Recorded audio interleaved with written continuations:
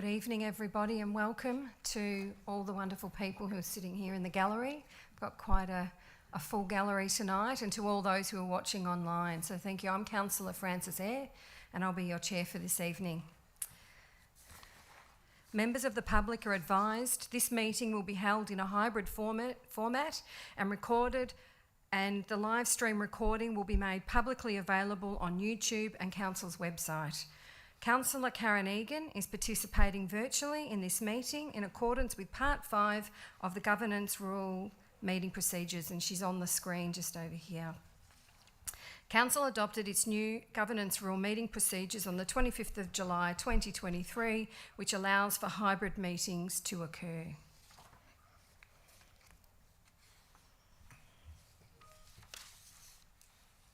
Nillumbik Shire Council respectfully acknowledges the Wurundjeri Woi-wurrung people as the traditional owners of the country on which Nillumbik is located, and we value the significance of the Wurundjeri people's history as essential to the unique character of the Shire. We pay tribute to all First Nations people living in Nillumbik, give respect to Elders past, present and future, and extend that respect to all First Nations people. We respect the enduring strength of the Wurundjeri Woi-wurrung and acknowledge the ongoing impacts of past trauma and injustices from European invasion, massacres and genocide committed against First Nations people. We acknowledge that sovereignty was never ceded. Wurundjeri Woi-wurrung people hold a deep and ongoing connection to this place. We value the distinctive place of our First Nations people in both Nillumbik and Australia's identity. From their cultural heritage and care of the land and waterways, to their ongoing contributions in many fields including academia, agriculture, art, economics, law, sports and politics. We now move on to item 3, which is apologies, and we do have an apology this evening. Councillor Perkins. Thank you. I move that Council notes the apology of Councillor Natalie Duffy. Do I have a seconder for the motion? Thank you. I'll put the motion to the vote. All those in favour? It's carried. Thank you. We'll now move on to declarations of conflicts of interest. Do any councillors have any conflicts this evening? No, thank you. Item 5, confirmation of minutes. Happy to move the recommendation as per the papers. Thank you, Councillor Payne. Do I have a seconder for the motion? Thank you, Councillor Perkins. I'll put the motion to the vote. All those in favour? It's carried unanimously. Thank you. As was the previous. I didn't say unanimous though. Thank you. We now move on to item 6. Which is the consultation matters. And the first item that we have is the response to public exhibition of Planning Scheme Amendment C1490, which is the Heritage Review. But before we move on to the recommendation, we will have the speakers for tonight. We have 14 speakers, which is good. So we'll start with the first on the list, which is Brian Hill. Each speaker will have 3 minutes, so please come forward.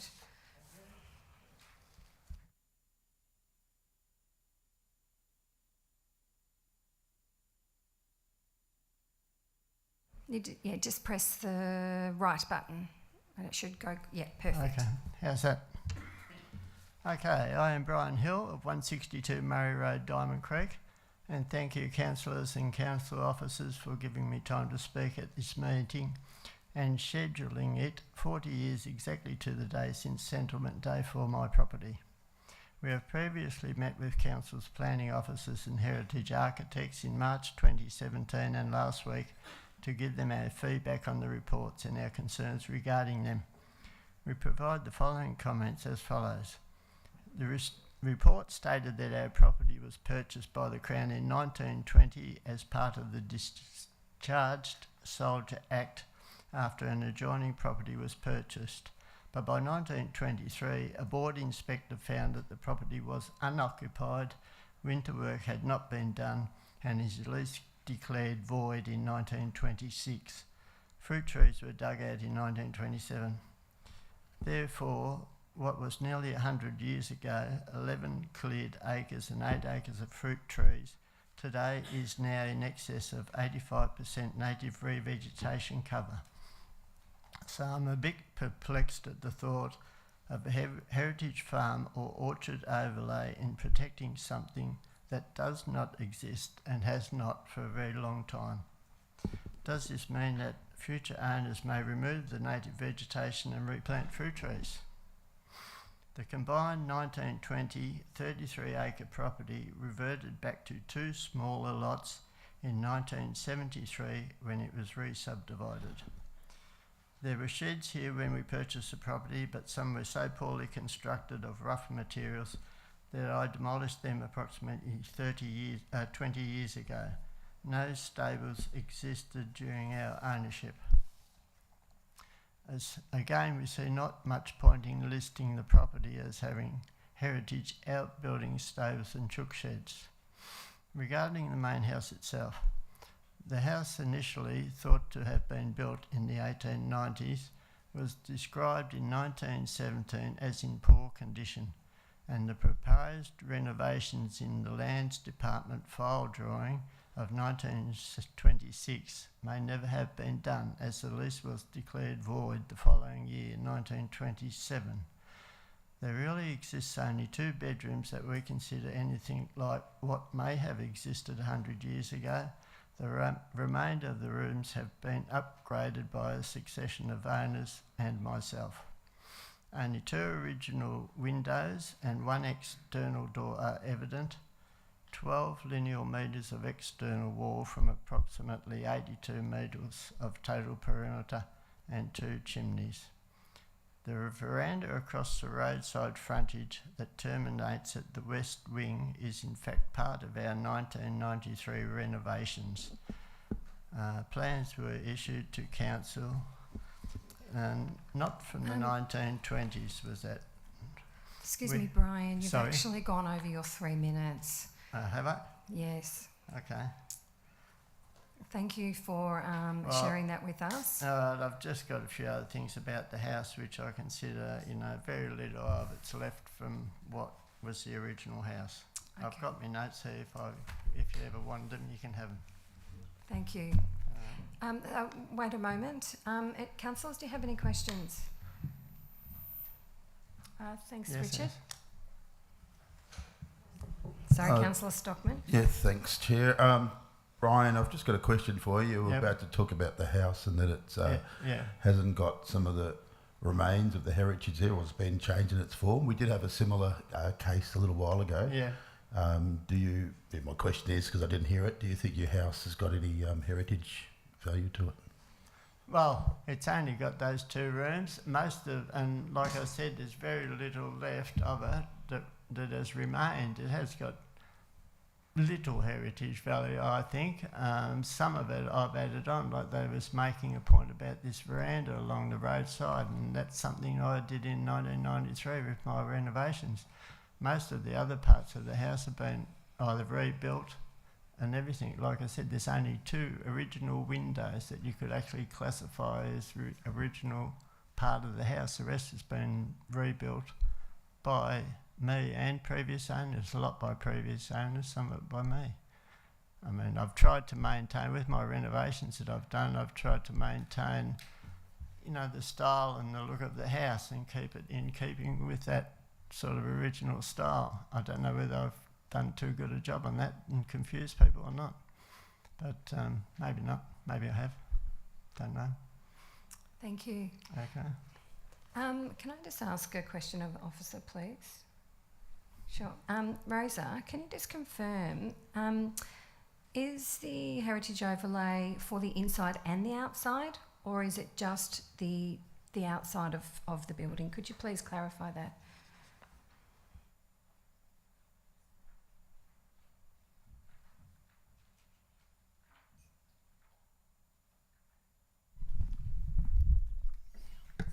Through the Chair, the heritage overlay is only proposed to apply to the outside of the building, so all external, no internal. The only time the internal gets considered is if the internal alterations will have an impact to the external appearance. Thank you. Then what do you consider the external part of the house? That might be a good question to pose for officers at another time. Okay. Yes. Any councillors, other questions? Okay. Thank you so much, Brian. Okay, thank you. We'll now move to Bronnie Hatton. You know how to use the microphone? I hope so. It's been a while. It has. Thank you. Yeah, no, I'm a bit nervous. Don't start the timer yet. I've got to get my thing out. Yes, good evening, everybody. Mayor, Chair, councillors. Am I starting? Yes. The proposed blanket heritage overlay over 5,735 square metres of residential zoned land in central Eltham, incorporating 2 houses, one dating from the 90s, and a planned road and subdivision, designated numbering of the street showing 6 missing blocks, all to come from this property, all without a site visit at the time, is extremely poor process and fundamentally misleading, as I detailed in my submission. It is contrary to broader state government planning directives, such as keeping growth close to major activity centres within the urban growth boundary. There is too much reliance on Knox promotional material, and no one asked my mum. If they had, she would say, as she did to me, "Goodness, hasn't my father been memorialised enough?" She alluded to the large bush block donated by Mac to council that now bears his name, McMahon Paddock, and see my submission. The justification for heritage over all of this land, which is enormous, of the remaining land, has not been made and ought to be. Although the planners here say this will not preclude any subdivision in the future, in effect it will, because of the straddling, sprawling house covering 3 block widths. The overlay ought to apply to my grandfather Mac Ball's study and the Pizet building built by John Harcourt. These 2 buildings both stood alone originally, and I would like to see a return to this original vision for aesthetic reasons, to restore some integrity and for practicality. The 1980s extension, the Knox extension and further infill connecting the Harcourt building in the 80s and the 90s house are either not worthy or simply not relevant for heritage protection and have compromised the original builds and decreased the aesthetic appeals of the originals. Our subdivided block is number 71, and we built our house in mud brick with a pitch roof specifically to marry with the old Harcourt building next door at number 61 30 years ago.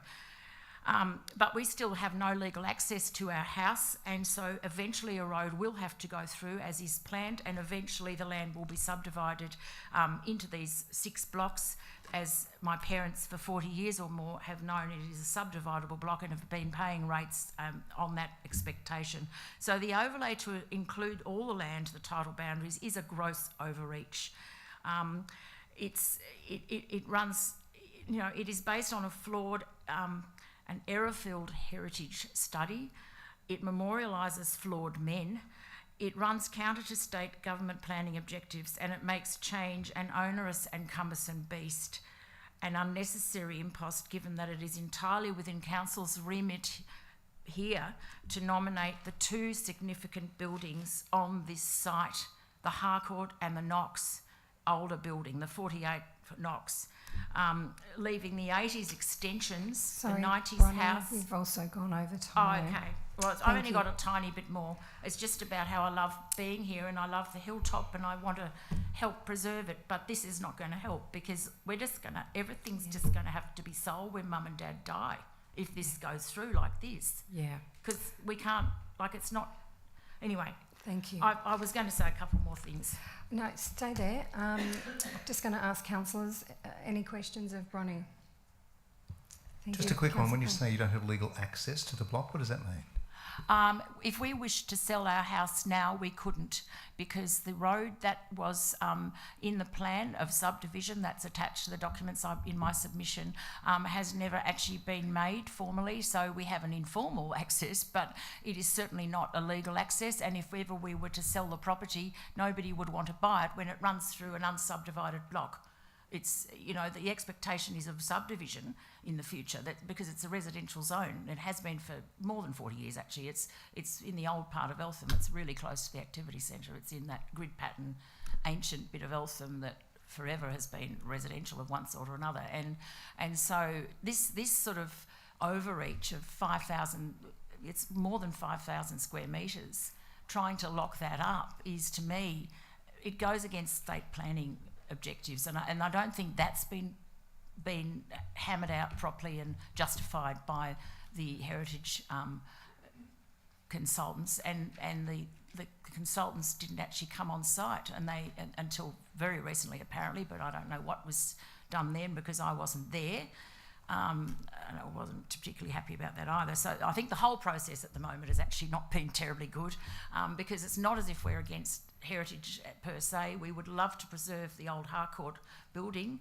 At the moment, though, it's deeply compromised by the Knox extension and all the other added on things, like Dad put solar panels on and he's put this and that stuff here and there, and there was further infill in the 1980s when my grandma decided that she needed to fill in the official breezeway. Then they put a hot water service in there, and there's stuff stuck on to everything. It's rotting. And it's not fit for purpose. There's no double bedroom. I mean, it would need to be expanded. That's the problem. If you were going to keep the whole house, but then you can't subdivide. So really, that 59 extension is problematic. And it's misphotographed, I might add. It's not actually the photo. One of the photos in that document, as you probably read from my submission, is actually an error. That was actually Dad's 1980s extension, because that looks good. And interesting enough, they didn't actually photograph anything in that corridor of little tiny pokey rooms and dark pokey rooms. Hasn't been photographed for the heritage thing because it's not very photogenic, I can tell you that. Okay, thank you for Anyway. that. Any other councillors? Okay, thank you so much, Bronnie. Thank you very much for hearing me tonight. Okay, we've got Lorenzo Rigoni, or his representative from Terrain Consulting Group. What is your name? Thank you, Madam Chair, Councillor Francis. Lorenzo Rigoni, I'm the Director of Oh, Planning. you are Lorenzo. Yep. Yes, thank you. Thank you. You've got 3 minutes. Thank you. Thank you, councillors, council officers and Madam Chair. My name's Lorenzo Rigoni. I'm the Director of Planning and Terrain Consulting Group. I'm representing the owner of 23 Glen Park Road, Eltham North. Our client's key concerns is the site's not worthy of heritage significance due to heritage and structural engineering reasons. So firstly, on heritage, there's a heritage report prepared by David Bick, and in the appendices you have all of these reports. So I asked the councillors to give reference to it. That report's dated 1st of August, and he submits that the proposed permanent heritage overlay in the subject sites not be adequately assessed, particularly given the significance of the existing cottage only applies to the front 3 rooms and veranda, not the whole cottage. The logic and feasibility of conserving a 3-room cottage is questions. The heritage assessment by context being Council's heritage consultant hasn't determined the original date of construction, and assumptions being made it was built immediately after the land was subdivided in circa 1914. Context also suggests the cottage was constructed all at one time when it appears to be constructed in stages, which makes a question of destruction, and it could have been much younger than suggested. A comparative assessment for similar examples in Eltham area hasn't been provided to consider the merits of the heritage overlay, and that's not in accordance with Planning Practice Note 1, which is a requirement. The second aspect, structural engineering. A structural integrity of the existing dwellings been assessed by structural engineering report by R. Bleam and Associates, a local engineering firm, dated 2nd of August, and have found extensive deterioration of the support structure of the existing dwelling. Given the poor structural condition of the existing dwelling and the extent of remedial works required, the demolition of the existing dwelling has been recommended by R. Bleam and Associates. The demolition of the dwelling is also recommended by building surveying absolute permits dated 2nd of August, as the dwelling doesn't comply with current Australian standards, will need to be completely rebuilt. A further report's been undertaken by forensic investigation report by Fusion Engineering Services dated 29th of March and found the existing dwellings unsafe for habitation due to the decayed framing and foundation movement. And finally, a cost plan by Melbourne Quantity Surveyors was undertaken on the 12th of July, estimated the total reconstruction cost of $710,600 to be exact, being high and uneconomically feasible. Now, all of these technical reports, including Mr. Bick's heritage report, is in the appendices to the report, and I encourage the councillors to read in full. Recently, the council heritage, we understand the council's heritage advisors and officers asked to inspect the property, which we welcome to go through and to walk through and inspect the property as such. And we also welcome the councillors, if anyone wishes to walk through the property, more than welcome to. So for the above reasons, submitted that the inclusion of the dwelling at 23 Glen Park Road, Eltham North and Heritage Overlay as an individual significant place be removed from Amendment C149. Thank you, councillors. Thank you, Lorenzo, and well done with your 3 minutes. Any questions from councillors? Thank you so much, Lorenzo. Thank you, Madam Chair. We now have Vaughan Mitchell on behalf of Jenny Mitchell.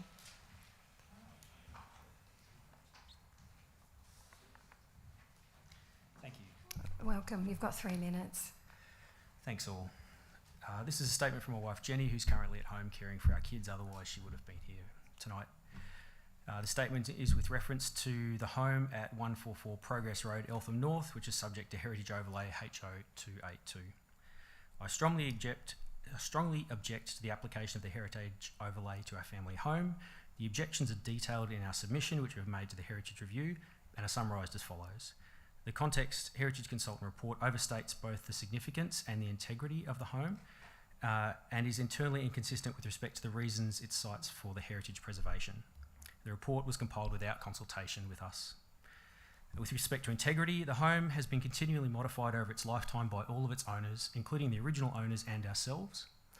Some of the modifications include extensive modifications to the southern side of the house with the addition of a large glass roof and family home in the 90s, modifications to the roof over the northern front entrance with polycarbonate sheeting, which is different to the surrounding metal roofing, addition of exhaust fans and skylights on the northern aspects of the roof, render and painting of the original blockwork walls throughout the entire house, both internally and externally, a large shed and carport on the northern side of the house that significantly blocks the view of the house from the street, major internal renovations, the usual kitchens and bathrooms, a handrail at the front entrance and resurfacing of the front entry steps to facilitate access for our elderly parents.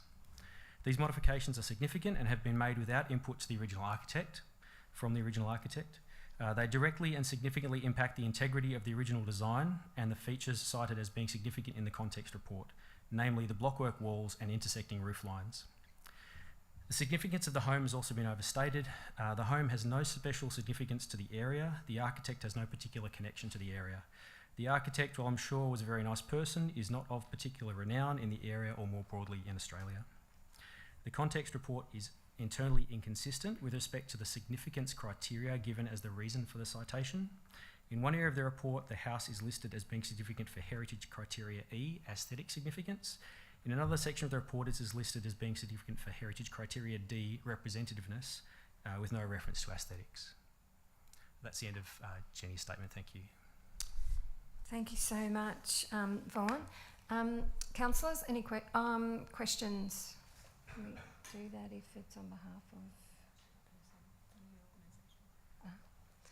Do we have questions for... Yes, thank you, Councillor Ramtran. So, I think I remember when I read your submission, one of the things you said was in terms of solar panels and that you were concerned about the ability to put solar panels on your home. Am I thinking of the right submission there? That's exactly correct. I was going to get to that in my part of the statement, but I'm happy to answer questions on that as well. Yeah, so is that something do you have solar panels already, or is it something you just want to look into? We don't currently. No, we've had quotes from solar panel providers. Due to the nature of the area, Eltham's heavily treed. We've been advised that installing solar panels would be quite difficult. So any restrictions or constraints on installing solar panels would add to the cost and the difficulty of installing. Yeah, thank you. Through the chair, can I just ask Rosa to explain what impact a heritage overlay would have on the ability to install solar panels? Through the chair. Through the chair, a planning permit would be required to install solar panels on the dwelling. And the considerations that the officers would have to make is what's the impact of the solar panels, the visual impact of the solar panels to the amenity of the place and to the, I suppose, the significance of the place. And until we have plans before us, you know, you can't make that call right now, but it doesn't discourage you from making that application, and it doesn't stop you from putting solar panels on your property. Thanks, Rosa. I think that's helpful. Thank you, Mayor. We will now have you speak, Vaughan, on your own behalf. Thank you, Madam And Chair. you've got 3 minutes. Thank you. I'd like to speak with respect to the financial impact. We have strong concerns of the likely negative impact on the resale value of our home from the application of the heritage overlay. This is the only house we own. It's by far our largest financial investment. It's worth noting that the house is unusual and does not have broad market appeal, and we were the only bidders when purchasing it at auction. The heritage overlay will also put in place additional barriers to future modifications should we wish to make changes to make the home more suitable to our family needs and to make the home better adapted to climate change or improve its accessibility for ageing in place. With respect to the solar panels that was raised earlier, we strongly object to the automatic application of solar energy system controls, which is a tick box to the heritage application, that have been applied as part of the heritage overlay. This will act as an impediment to installing solar in our home, as I understand without it we wouldn't require a permit. It would prevent us from it would act as a barrier to us taking direct action to reduce carbon impact on the energy we use and the energy costs for our family. We note that both the Nillumbik Climate Action Plan and the Victorian planning provisions encourage the use of renewable energy in our community. Should the Nillumbik Council proceed with the permanent application of the heritage overlay against our wishes, we strongly desire the removal of the solar energy system control. On a personal note, the issue of the heritage overlay has been hanging over our heads for 3 years now. This issue has dragged on and has added significant stress to our family. This issue has caused us to lose sleep. The time taken to understand this process, read papers, research heritage arrangements and schemes, and write the submission and attend meetings has been significant. We are aware of several other houses in the area that are of a similar age and also also architect designed, some of these by architects with greater significance to the area. It is not at all clear why our house has been included in this heritage process while others that are similar have not. It feels a little bit like we're being picked on. We were never asked if we wanted to have a heritage overlay applied to our family home. There was no opportunity to opt out, only to make an objecting submission. Lastly, I'd like to ask the councillors deciding on this review, how would you feel if your family home was earmarked for a heritage review via an unknown method for selection with unclear timeframes extending over 3 years, mind you, and where you had only limited ability to influence the outcome? How would you feel? I'm able to answer any questions you have for me. Thank you, Vaughan. Councillors, questions? Okay then, thank you so much for coming in tonight. Thank you all.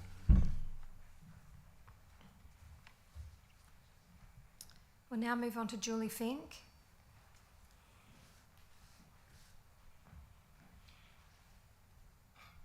Thank you, Julie. You've got 3 minutes. Well, good evening. I'm Julie Fink, the owner of 14 to 16 Warringah Crescent Elephant, and I'm objecting to the proposed overlay to put my home like an insect in amber or a time capsule for who knows how long. I found the whole process to be secretive, non-consultative and top-down, of which the Deputy Chair Ian White is strangely proud of as a strategy. The first letter I received, which was completely out of the blue, was addressed to the occupier. As an 80-year-old widow of 25 years who has lived here for 50 years, I find that arrogant and insulting. I feel the process is flawed, it doesn't involve the community from the start or a people-centred approach. And I'd like it to be noticed that the City of Maribyrnong is forced to abandon its local protection for interwar post-war housing of almost 900 properties due to public backlash, and City of Bayside protection of mid-century modern houses has also been abandoned. In my case, to my knowledge, nobody inspected my property beyond standing at the front door. The heritage representatives had no idea of the architect or the history and were expecting a mud brick. I don't consider this to be an integrated approach to planning and heritage protection, especially given the decision to support development and urban infill in this area. The Neriman Park and surrounding developments have not been required to preserve or reflect local cultural or environmental character through planting, architecture or otherwise. In fact, at a recent VCAT hearing for 26 Warringah, the member suggested that, judging by the 50 or so McMansions with their non-native gardens over the back fence in Neriman Park, it appeared that the new residents of Eltham didn't want or respect what we were trying to preserve. While I'm not opposed to preserving the Eltham character, after all I've done it my best for over 50 years, singling out my specific privately held, publicly inaccessible property for heritage protection, whilst the surrounding blocks and streets of Warringah Crescent and Coringal Drive densified subdivided is not in alignment. It creates a disproportionate burden on me as the property owner without commensurate benefit to the Shire Council heritage.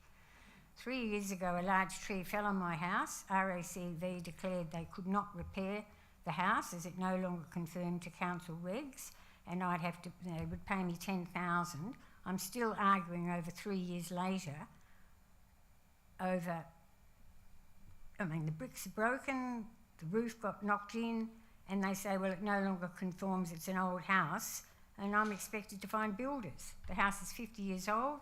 It would cost $500,000 at least to restore to a rentable condition. It's concealed guttering on a large roof area, a disaster experiment of the 70s that with climate change will prove very challenging to prevent leaking problems. According to the Minister's Office for Planning, Council takes no responsibility for costs of maintenance whilst insisting maintenance be done when considering a heritage overlay. Unbelievable. Saleability of my property is hugely affected, reduced buyers plus bank hesitancy for lending. Julie, I'm sorry you've gone over your 3 minutes. Well, if I was a criminal, I'd get a bit more than 3 minutes. I've got about 2 other things to say. Is that all right? I'd like to suggest that when my house was built, we only owned 16. 14 wasn't purchased until years later, so it's no reason to be in the overlay. And the worst part is I don't want to live there anymore. I wish I'd built a McMansion. Thank you. I really do. I'm most upset. It's insulting to me. After 50 years, it's insulting. Stay there for a moment. I'm just going to see if councillors have any questions. Is there any questions for Julie? Thank you, Councillor Stockman. Thanks, Julie, for coming here tonight. And I just wanted to ask, I'm interested in where our rates money goes, your rates money.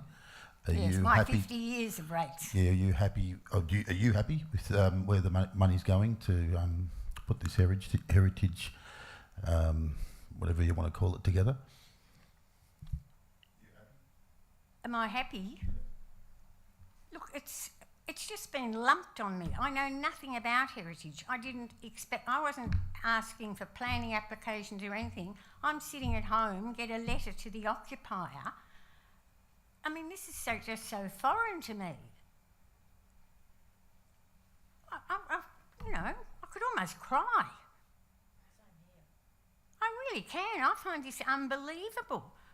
Any other time, if a huge department comes over the top of me, it's worse than me renting. I'm being told to maintain a property, but you own it, but you've got to maintain it, and we're not going to help you. How does that happen? If you were acquiring it for a road extension, I would be compensated. Because I've done my best for Eltham for 50 years, I'm being absolutely trodden on. Exactly.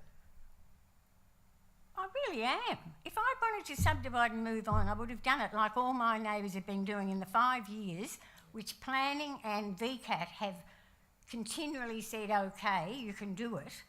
I'm the mug who's tried to preserve Eltham, and I'm paying a big price. Yes. Thank you, and Julie. I think you should know that, everyone here. Thank you.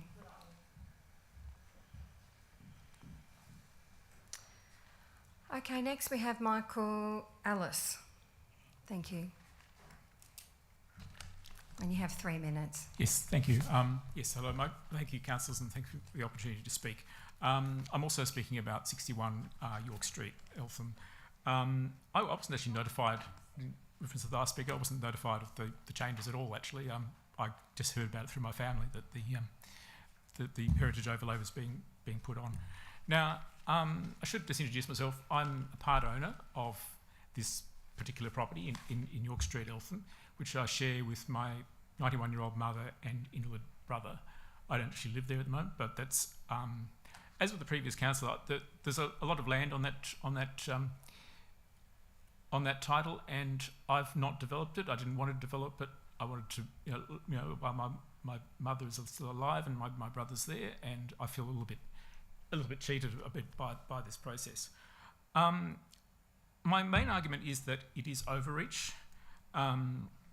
The total area is something like is 5,735 square metres, and they've identified various zones within that, which basically the properties, particular buildings on that property that they've regarded as heritage, having heritage value. But they haven't actually made the case as to why the entire land has to be treated and given this heritage overlay. So there's the Harcourt building, which I actually agree. I'm actually fully supportive. This place has been in my family for since the 1940s. It's 4 generations of the family have lived there, and I'm fully supportive of the Harcourt building being preserved and of the mud brick study, which these are independent buildings, and there's also a little pottery. There's also a 1990s house that's not mentioned in the report, which doesn't have solar panels, which will also now be affected by this heritage overlay. Now, one of the study was actually an early Knox building, but there was a 1950s extension that Knox built, and as my sister alluded to, a lot of that was not of terribly good quality, and that's also included in this overlay. I just think it's that they haven't made the case as to why the entire 5,735 square metres needs to be included in the overlay. Also, it's not contiguous. There's 2 separate parts of this block. And in response to a question I gave to Emrys, one of your planning officials, he said, for some reason 61A is coming up as a single lot, and I'm not sure exactly what the boundaries are, noting that there appears to be 3 separate lots plus a 4th for access. So it's clear that the people putting this together don't actually understand the boundaries or the area of which they're seeking to put the heritage overlay on. And I think there needs to be more clarity on that. There's no argument made. They need to make the case for the whole property. We're very happy as a family to support some of those buildings to be included, but not the whole region. Sorry, I'm repeating myself there. But you've actually gone over time. Okay. Thank you. So, Sure. councillors, any questions?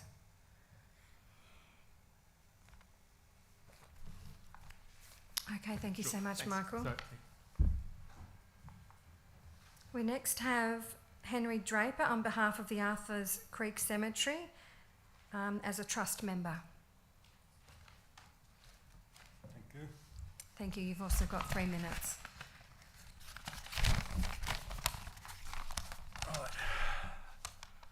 Our cemetery has been operated and maintained by the local community since 1847, overseen by the state government and currently the Department of Health and Human Services.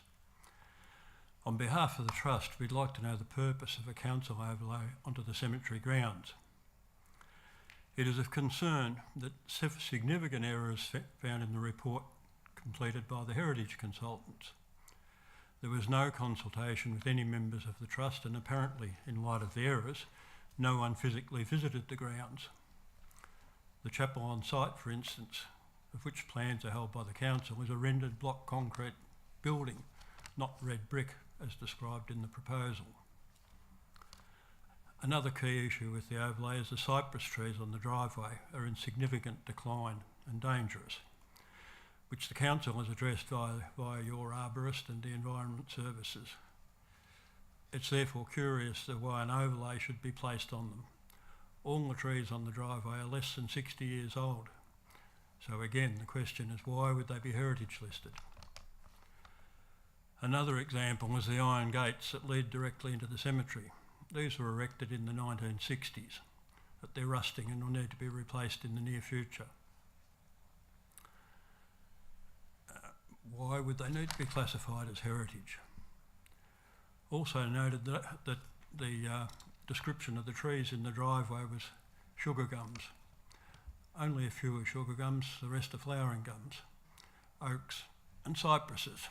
The council is already addressing the trees and removed some of them, and why do we need an overlay? It's a duplication of services, it looks to us. Is it really necessary for the council to be involved when we're overseen by the state government and the Cemetery Trust, which is 10 local trust members approved by the state government, whose purpose is to protect and maintain the historical character of the Arthurs Creek Cemetery? Even if the research and consultation had been done properly, that would be a bad idea. We don't believe this overlay is of any benefit to the ratepayers and residents of the Nillumbik Shire. Thank you. Thank you, Henry. Councillors, questions for Henry? Thank you so much. Thank you. Next, we have Jim Connor, President of the Eltham District Historical Society. You also have 3 minutes.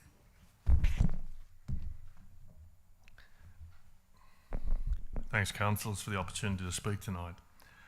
The Eltham District Historical Society acknowledges that undertaking a heritage review across the Shire is one of the more challenging strategic planning processes a council is obligated to implement under the Planning and Environment Act. Our society has had earlier input into the extensive heritage review during meetings and discussions with council planners and planning consultants. In some cases, we have been able to provide detailed supporting information to assist and refine this process. While acknowledging the consideration of heritage overlays is generally not eagerly supported by property owners, as indicated tonight, we encourage council to continue to recognise and investigate any responses to ensure due process is followed, that concerns are appropriately considered and necessary changes implemented. Historically, it is important that places of heritage significance are protected and that any inaccuracies in records are corrected. Overall, we consider the documents prepared during the review provide a comprehensive overview of heritage-related properties within the municipality of Nillumbik. The Eltham District Historical Society supports the actions recommended and congratulates council on undertaking such an extensive and valuable heritage review. This review also supplies additional heritage information that will be of benefit to our society and other history groups within Nillumbik, including the thematic environmental history document. Of particular interest to EDHS is the Eltham War Memorial Buildings Complex. We note that while the Heritage Council Victoria does not consider this complex of state significance, the Council did recognise the local significance and has referred details to the Shire for consideration of an amendment to the Nillumbik planning scheme to recognise the heritage values of the place to the local community. Our society strongly supports implementation of a heritage overlay for the Eltham War Memorials Buildings Complex. Thank you. Thank you, Jim. Questions from councillors? Okay, thank you so much. Next we have Olivia Timms. Thank you. You've also got 3 minutes.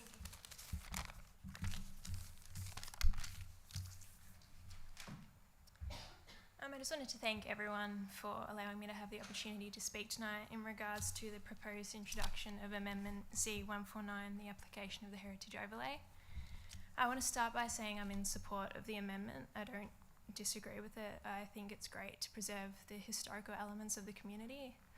I'm from Hurstbridge and, 191 Cherry Tree Road, Hurstbridge. That's what I'm speaking in regards to. But I think Hurstbridge has a wonderful history, rich culture, and it's made it, the history of Hurstbridge has made it what it is today. Whilst I support the overlay, I don't support it applying to our property specifically. Our property currently sits in an extremely poor condition and substantially altered form, which we believe does not warrant the heritage overlay. It's undergone extensive alterations since it was first built. Some of the alterations include the replacement of all windows, door joinery, roof sheeting, cappings, gutters, as well as the addition of a front veranda, which has changed the front facade, the side garage, a rear garage, and most substantially the large extension which was approved by council in 1999. The extension itself is actually larger than the original house, dwelling. I think it's also important to note in the report provided by council, historical context was predominantly based around the land and the farming in which the property occurred. The property was on 20 acres. It's now only on half an acre. It was subdivided in 1974. That half acre is currently 2.5% of what the original land was.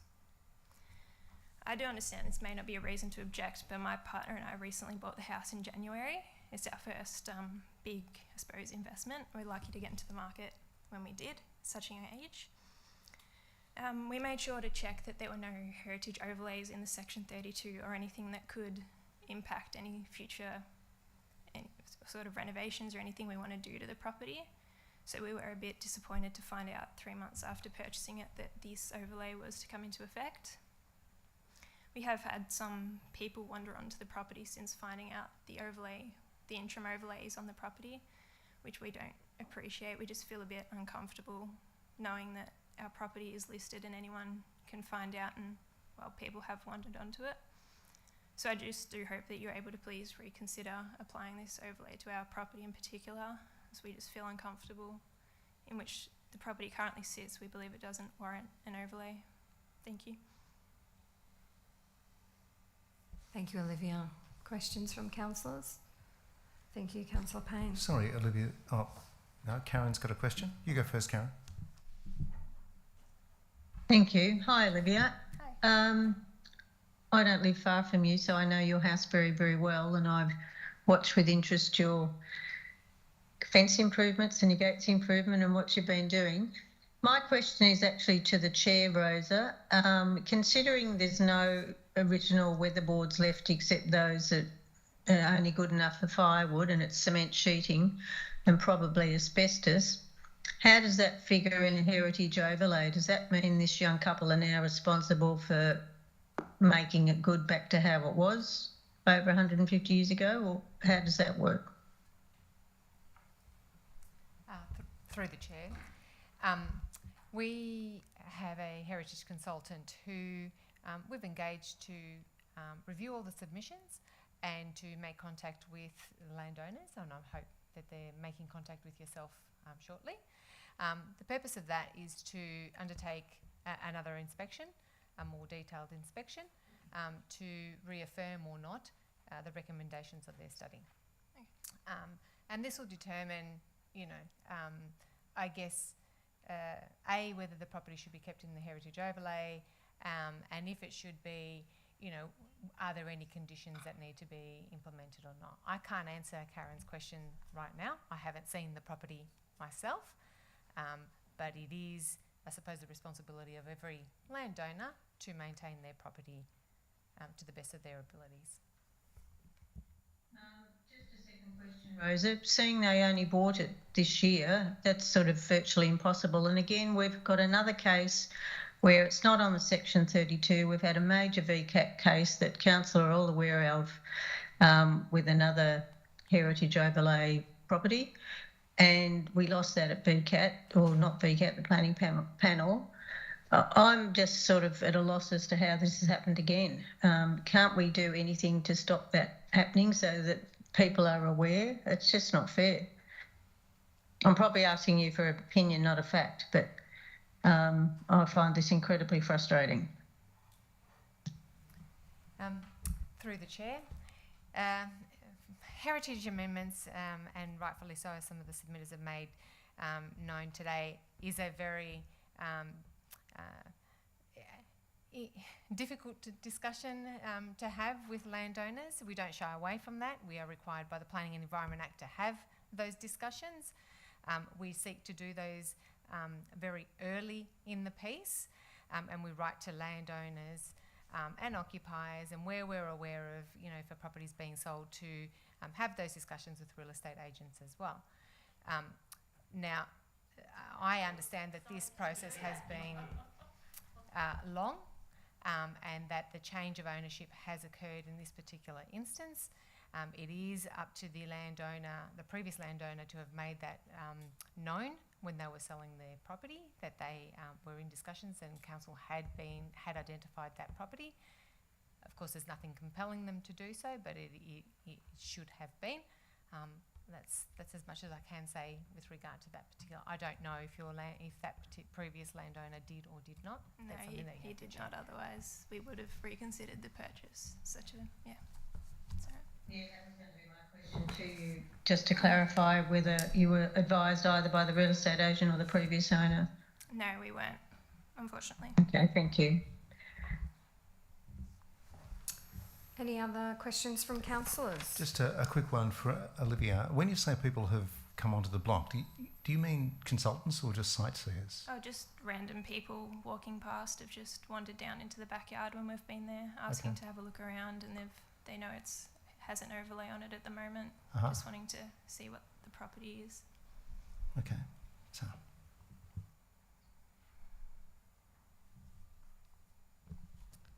Thank you for clarifying that. Councillor Stockman. Olivia, just when you came here tonight and you listened to the other submitters, and maybe not so much Jim, but Henry, Michael, Julie, Vaughan, Lorenzo, Bronnie and Brian, you said you would support this amendment, but just your property you would seek for to get out of it. But do you see some sympathy in some other cases there where they're very individual as well? I haven't personally looked into every single house on the where you're wanting to put the overlay. No, just listening from tonight. Do you feel for other people in the room too? Yeah, from what I've heard, I think I don't know their full story. I only know what they've said, but there's been a couple where I have felt the process may not have gone as smoothly, but I haven't been fully aware of the process, so I can't really make a statement. Thank you.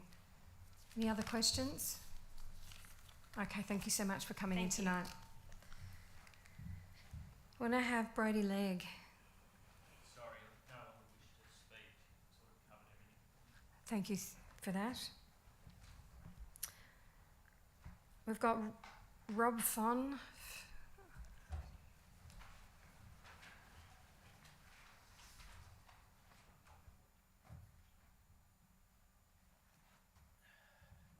Close. How do I pronounce it? Vonhoff. Oh, Vonhoff. Okay, thank you. You've got 3 minutes. Thank you to all members for allowing me to speak. My statement is in regards to 32 to 34 Perversi Avenue in Diamond Creek. Whilst on the outside of the property it looks like a nice old Australian romantic property, the property has only been brought together in the last 20 years by the previous owner. I've only owned the property for approximately 17 months. When I purchased the property, which was off market because the previous owner could not sell the property, even though there was a boom going on at the time, I specifically asked, is there a heritage overlay? He stated no. It was being sold not through a real estate agent. I looked at the previous section 32. There was nothing mentioned in there in relation to a heritage overlay or a proposed overlay. If that was the case, I would not have purchased the property.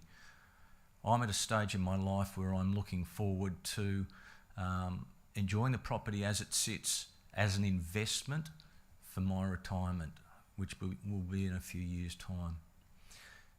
This heritage overlay will, 1, make my property harder to sell, 2, it will financially diminish the value of the property.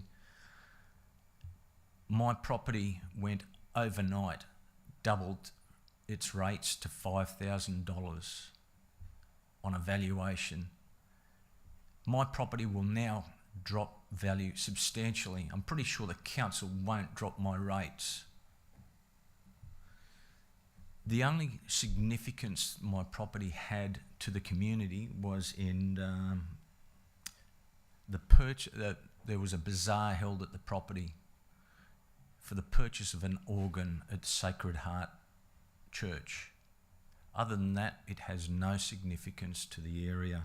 Aesthetically, it has only been improved upon in the last 20 years by the previous owner, who restored it to an aesthetically pleasing house. Before then, there were hardly any flaws in the property. All the woodwork was rotted, everything was falling apart. The architect is of no significance. I was not consulted at any time about the proposal. One part of the proposal takes over 3 palm trees that are not natives to Australia. One of them is about to die. They're not in the original position, yet they want to put an overlay on those palm trees.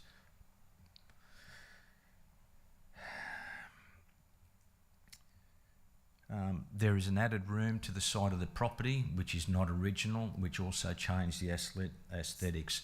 I'm aware that my time has come, and to the previous councillor who, was it Karen Egan, mentioned about the 3 minutes, I think it's abhorrent that people who are having this sort of a decision made about their property is given a mere 3 minutes. You can see these people behind me are ready to break down. There is other processes that are following this as well, so we appreciate you coming in and sharing. Well, there haven't been any processes before now other than being informed and sent a letter. Unfortunately, I can't have a two-way conversation. Yep, okay, no, that's Councillors fine. can ask any questions of Rob. Is there any questions? No. Okay, thank you so much for coming in. And as I understand from what Rosa mentioned to another speaker, was that council will be in contact. So, thank you. It would have been nice if there was a bit more contact before it got to this stage. Okay. We now have Kate Russell on behalf of Eltham Community Action Group. Good evening. Thank you for the opportunity to speak this evening. Eltham Community Action Group's written submission regarding the application of a heritage overlay on 903 to 907 Main Road runs to some 36 pages, and our submission today speaks further to that. At the time, the previous council decided to put the land on which the War Memorial Complex stands up for sale for development. Many locals already felt a community connection to these buildings, having taken their children there for health checks, attended parent group meetings there and sent their children to the kindergarten. The thought of these buildings, which sit very much at the heart of the community, being demolished and replaced with large-scale development was upsetting to many. As local sentiment that these buildings should be honoured and respected grew, a history began to emerge that proved to be both fascinating and moving. Locals, such as historian Andrew Lemon, who's here today, Jim Connor and his colleagues at the Historical Society, as well as academics from La Trobe and Melbourne universities, began building on existing research. We heard the story of a group of mainly women who sought to honour those who had lost their lives during the war by creating a living memorial where children's health, education and development would be nurtured. The originating committee's intention was as follows. Those who had a member of their family in the fighting services will want to see the form of memorial we are concerned with is one that will be a constant reminder to us of those who fought for us and the little ones for whom they fought and died. Locals took this story to heart, and a groundswell of recognition and appreciation for the buildings and their history emerged. ECAG received communications from dozens of locals who expressed their existing and renewed connection to the buildings. Hundreds signed a petition to keep the buildings. Historians wrote essays and articles, and the story spread further. Although an application for the War Memorial buildings to be accepted into the Victorian Heritage Listing was ultimately unsuccessful, the history behind them was enough to spark interest from further afield. with the buildings being showcased as one of only 18 sites featured on the 75th anniversary website, World War II at Home, which was developed by the National Trust of Australia, along with the Centre for Architecture Victoria, Open House Melbourne, and supported by the Victorian Government. The War Memorial Complex was subsequently also featured as one of 5 sets of buildings in an Australia-wide panel event run by Docomomo and the Australian Centre for Architectural History, Urban and Cultural Heritage. There is certainly enough interest in these buildings to merit a heritage overlay. The foundation stone for the World War II Memorial Complex was laid in 1950 by the Governor of Victoria, General Sir Dallas Brooks. He said that just as a human being must have a heart, so must a town, a city or a shire. This memorial, based on the absolute determination that we of our generation will do our utmost for the next generation, will be the heart of Eltham. That was his words. Eltham Community Action Group wholly supports the application of the heritage overlay on the Eltham War Memorial buildings and further hopes that Council will in future seek to take advantage of the detailed research which has been done on the War Memorial Complex and find a way to display or disseminate this information to the community so that these buildings and the stories behind them continue to be, as General Sir Dallas Brooks predicted more than 70 years ago, the heart of Eltham. Thank you, Kate. Questions from councillors? Thank you, Councillor Stockman. Yeah, hi Kate. Thanks. I think most people in the room might agree with you. I just want to ask, do you see a difference between with council owning land and for private people, what's happening with the other people in the room? Do you see any difference, or should the process be handled differently, do you think? I see there is a difference, but I don't know enough about the private land. I've solely concentrated on this for myself, so I wouldn't really be able to comment.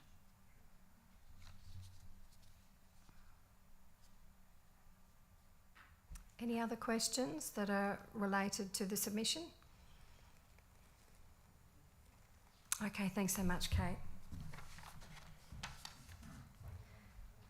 And the last for this item, we have Tyler Howie, President of the Diamond Valley Railway. Thank you. You have 3 minutes. Thank you very much, Councillor Eyre, and good evening, everyone. I'm Tyler Howie, the President of the Diamond Valley Railway. For over 60 years, the Diamond Valley Railway has maintained and operated one of Australia's and indeed one of the world's premier railways in miniature. In doing so, our volunteers have provided affordable and accessible entertainment for Melbourne families and developed the railway into the Shire's most popular tourist attraction. We are honoured by the recognition afforded by the overlay, and hence we thank the Council. We also thank Councillor Payne, Emrys Williams and Lee Northwood for a meeting with us in August to discuss the overlay. We do, however, raise several concerns with the practical implications of the overlay and seek a written response. Firstly, the railway received little notice of this overlay. The overlay came into effect on the 26th of April 2023, and we first received notice on the 6th of July 2023. Whilst we appreciate the establishment of an overlay was a complex process, we believe that 2 months without any notification was not adequate. We stress the need for proper consultation with the railway regarding matters of such significance and on any matter which affects Eltham Lower Park. Secondly, we have made no secret the railway wishes to extend beyond its current lease area. As has been previously canvassed to Council, we are seeking to run an additional circuit in the southern part of Eltham Lower Park, encompassing the present Pony Club area. We would like to be reassured that the heritage overlay will, in no way, add any additional hurdles or stifle our ability to extend beyond our current lease area. Finally, we highlight the need for support with the already arduous permit process. As an entirely volunteer-managed non-for-profit organisation, we have significant hurdles to navigate when engaging in the permit process. The railway often needs to engage in this process for safety-critical upgrades to existing facilities. We are concerned that the imposition of the overlay will slow down the permit process. If such upgrades are delayed, it could prevent the railway from operating. Furthermore, there are additional costs associated with adding Edwardian-style cladding to existing structures and future structures. Hence, we will need to liaise with the Council to ensure we have access to the grants to facilitate any additional construction costs arising from the requirements of the overlay. We currently have a permit that will be directly impacted by this overlay and relates to safety requirements. When we met in August with Councillor Payne, Emrys Williams and Lee Northwood, we were unable to reach a conclusive outcome of whether we would need to start the process again. This is one example of the many challenges we will face with this overlay. I thank the Council for the opportunity to speak on these matters, and I welcome any questions. Thank you, Tyler. Questions from councillors? Okay, thank you so much for coming in tonight. Thank you very much.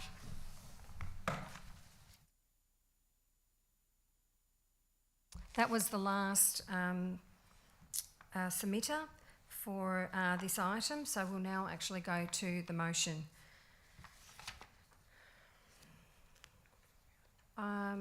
Councillor Ramcharan. Yes, I'd like to move that the committee, under delegation from Council 1, notes the submissions to Amendment C1490 to the Nullenbeck Planning Scheme and Attachments 4 and 6. 2, considers a further report at the September Council meeting to resolve to either request the Minister for Planning appoint an independent planning panel to consider Amendment C1490 pursuant to Section 23(1)(b) of the Planning and Environment Act 1987 or abandon the amendment. And 3, requests that officers notify submitters to the proposed amendment C1490 of the committee's resolution. 4, requests that officers provide an update on to participate in Nullenbeck in regard to next stages for amendment C1490. And 5, resolves that Attachment 6 submission C1490 Heritage Review remains confidential on the grounds specified in the definition of confidential information in Section 31F of the Local Government Act 2020.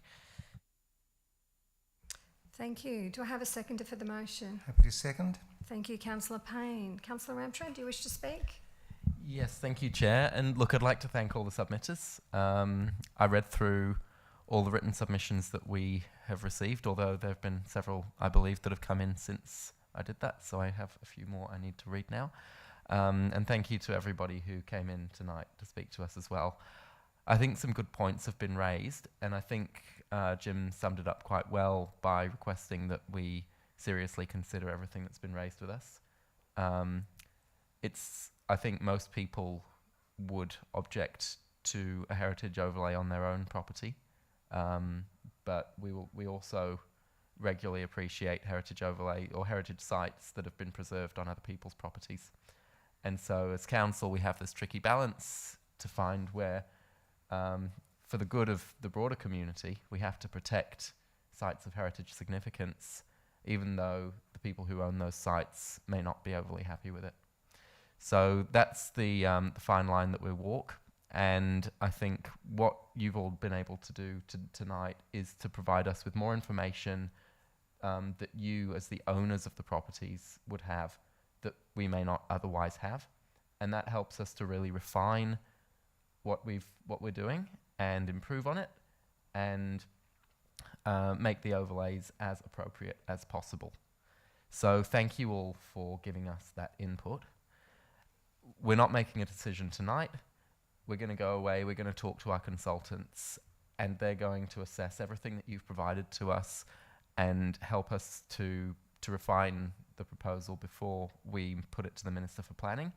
And following that, there will be a planning panel process where you will, if your property is still listed to have an overlay, then you will also be able to represent yourself to that process. So there are many opportunities for review, and whatever decision gets made and whatever overlay eventually gets put on these properties, it will be very thoroughly considered. So while I can't guarantee any changes tonight, what I can say is everything you've given us will be thoroughly considered, and I thank you for giving that to us because it really just helps us to improve on what we've already done and the huge amount of good work that our officers and our consultants have done to really protect some very special historical sites across our shire, which I think most of us can agree is an important thing for a council to be doing, to protect and preserve some really special local history. And while there may be opposition from those who own those blocks, which is not unreasonable, and I think some of the points that have been raised have been very helpful, we do also have to consider the broader need of the community and push ahead, and not everyone will be happy, but we will certainly consider everything you've given us, I can guarantee that. Thank you. Thank you. Councillor Ramtran. Councillor Payne. Just to reiterate what Mayor Ramtran said, tonight is not the end, and people will be taking this into account very, very carefully when making the decisions. That's what we're here to do. Any other councillor wishing to speak? Councillor Egan.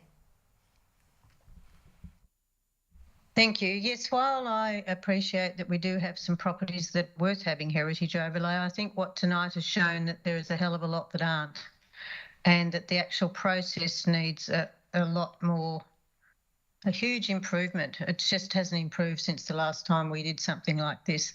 The fact that still people are buying properties that they've got no idea that people are putting a heritage overlay on, there's got to be some process or something that we can do to change that, because it's not good enough, it's not fair enough. And it's, you know, from a financial point of view, just alone, apart from the mental health effects, it's just totally not fair. Yes, I'm more than happy to put a heritage overlay on something that's valuable, but when you've got an asbestos cement shed, basically, that I've been waiting for it to be pulled down because it's such an eyesore and so bad, and it's not happening. It's just not good enough. We've got to make some changes here. So I've got two issues. One about what's valuable and what needs saving, and the other issue is the process. The process isn't good enough at all. Thank you, Councillor Egan. Councillor Perkins. Yeah, look, just quickly, of all the assessments, I'm not sure of how many site visits have actually happened and whether there have been approaches to have those site visits and they've been accepted or rejected. But I'd encourage anyone materially impacted by any of the assessments to meet with the consultant. If you're contacted by council, you know, please make a time for the heritage consultant to come and look over your property.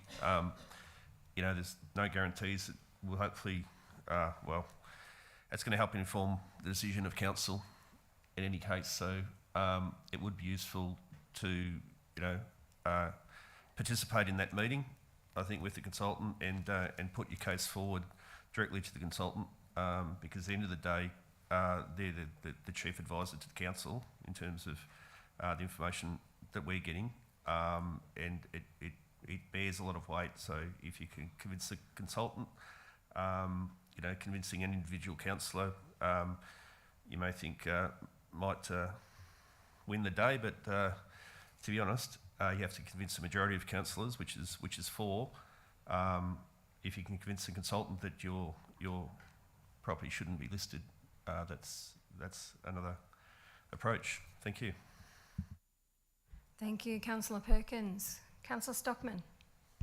Yeah, thank you all for coming in today. And look, I actually think this process should be taken back and gone back a little bit. I don't think some people have been through the process early enough, and I don't think it's a really fair process. So I would like to see it go back, just from the impact of what we've heard tonight. I certainly won't lie to myself and say everything's fine, because I don't think it is.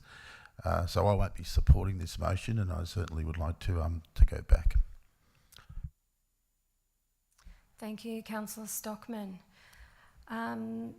Before I offer a right of reply, I just want to say that I note and I've heard tonight that there is some frustration and upset with this, and I can see it in your faces as well. But it also brings some wonderful outcomes for some properties of value. So I can see there's two sides to this. I just want to make sure, and as Rosa mentioned, that all those, and building on what Councillor Perkins says, is that all those who have objected actually have an opportunity to meet with the consultant and officers, if that's appropriate, to actually show seeing something in writing is different to actually walking someone through the property. So I want to make sure that each of the objectors, you, our residents, have this opportunity to actually verbally sell your case as well. That's all I needed to say, but I'll do a right of reply. Thank you. Thank you, Chair. Look, I don't need to go into too much detail other than just to remind councillors to read what's written there in the recommendation. We are not making a decision tonight. I see no reason why we wouldn't pass this unanimously. All we're doing through this recommendation is to accept the submissions, and I think all of us can agree that's something we want to do, is to accept the submissions that have been made to us. Any councillors who object to the overlay or object to the process or want to change direction from here, well, that'll be a vote at the following council meeting this month. So I'd encourage all councillors to vote unanimously in support of this motion, simply because it is about accepting the submissions that have been given to us tonight, which I think is something that we ought to do. And any change in direction that councillors may propose, I think it would be more appropriate to raise that at the OCM later this month. Thank you, Mayor. Okay, I will put the motion to the vote. All those in favour? Carried. All those against? Thank you.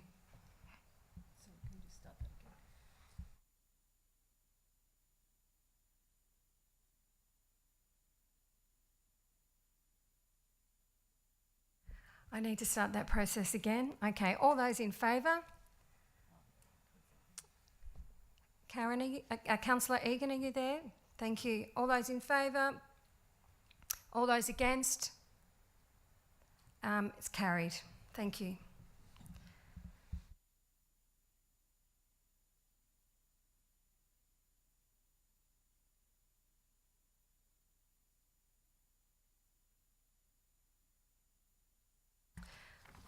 We are now moving on to the Ryan's Reserve Rejuvenation Project. But before we take put forward the motion, we have one speaker on behalf of this project. We have Stuart Werrells.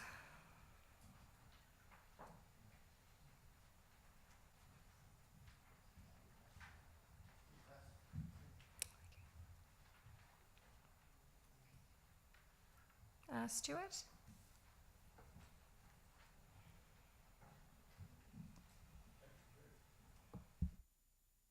Okay, you have 3 minutes, thank you.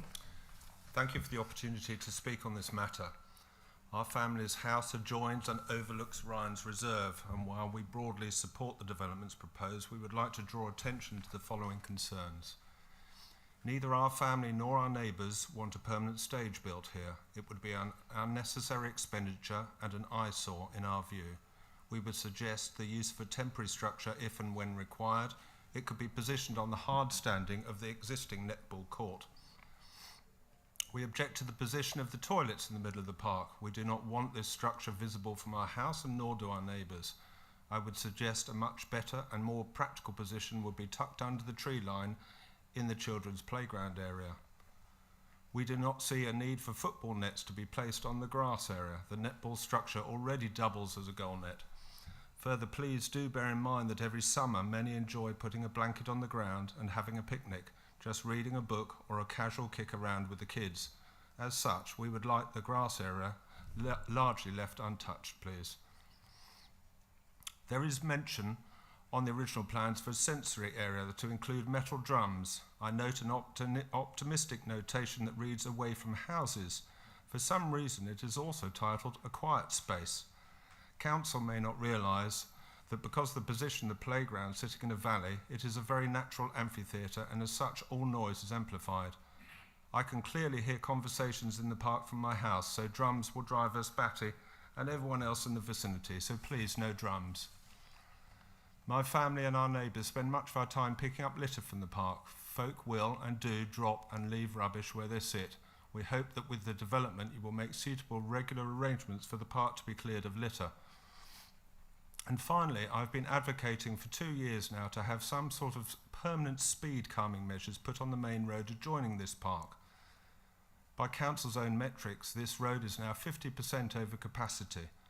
Over 40% of the vehicles using this road break the speed limit every day. A lot of these vehicles are trucks heading down the ever-expanding building site just outside Diamond Creek, gathering speed and momentum as they go down the hill. All of this represents a very real danger to children and families who may wish to use the park. So when planning a development of this small parkland, I would hope that due care and consideration is given to the very real danger that the road represents to young and old alike.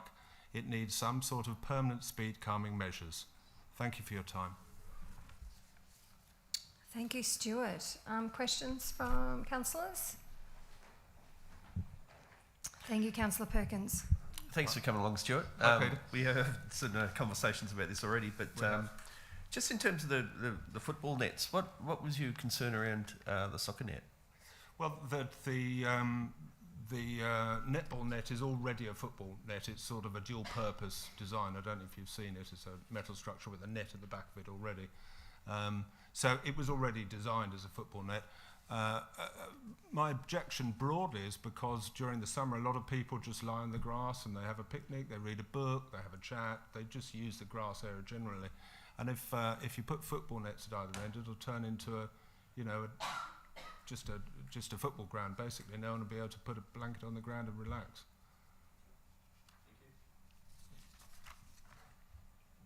Any other questions for Stuart? Okay, thank you so much for coming in tonight. Thank you. Okay, we can now actually move on to the recommendation. Councillor Perkins. Thank you. I'll move that the committee acting under delegation of council notes the submissions received in respect to Ryan's Reserve Rejuvenation Project draft concept plans. We consider the comments contained in those submissions, authorise officers to commence final design and initiate the tender process, and resolve that attachment to Ryan's Reserve Facebook feedback 2023 remains confidential on the grounds specified in the definition of confidential information in section 3(1)(f) of the Local Government Act 2020. Thank you, Councillor Perkins. Do I have a seconder for the motion? Thank you, Councillor Stockman. Councillor Perkins. Yeah, look, thanks very much. Thanks again to Stuart. And I have a conversation with Stuart. Stuart's probably one of the most maturely impacted residents in the area. He lives right next to the playground upgrade, and certainly all of his comments will be taken into account. I think, certainly the metal drums we won't see there. The toilets, I don't like the idea of them in the middle of the open space either. Football nets, I'll take an advice. Speed calming, for sure, that's certainly not part of this project, but speed calming does need to happen along Broad Gully Lake Road, that stretch there. There are people like to speed there, whether there's speed cameras there or not. It's a constant theme on Facebook that people are angry around the speed cameras there, because I think they well acknowledge that there's a lot of speeding happening and they don't want to get stuck with a fine. So that certainly needs to happen, but won't be part of this project. Lots of other really, really good comments and useful feedback that we've had through the submissions generally.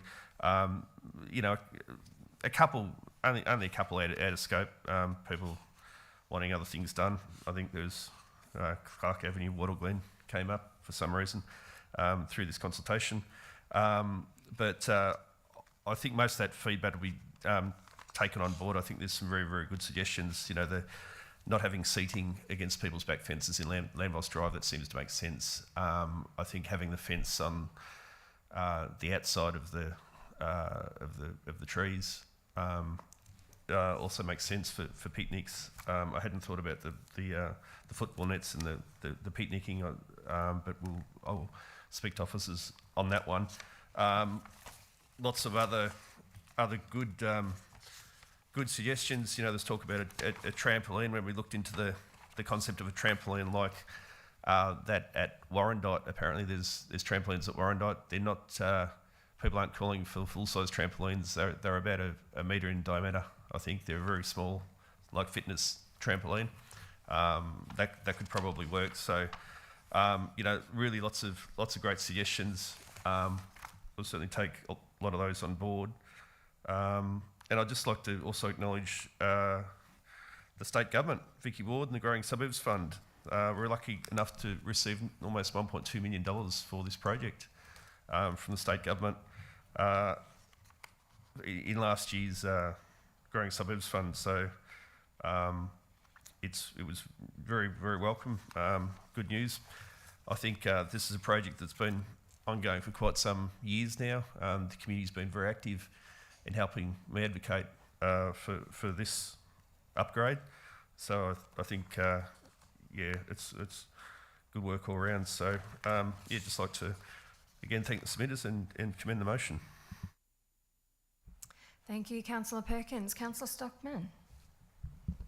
Yeah, I'd obviously going to be supporting this motion, but Stuart, you had some great points, and if you are going out with Councillor Perkins, you're welcome to invite me to have a look and see if we can streamline some of those. But no, very good points. Thank you.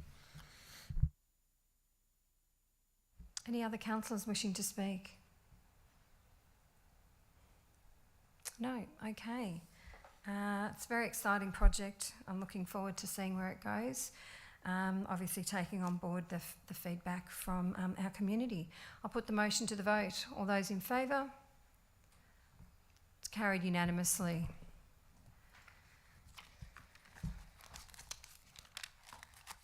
There's no supplementary and urgent business, no confidential reports. Therefore, I will close the meeting at 8:25 p.m.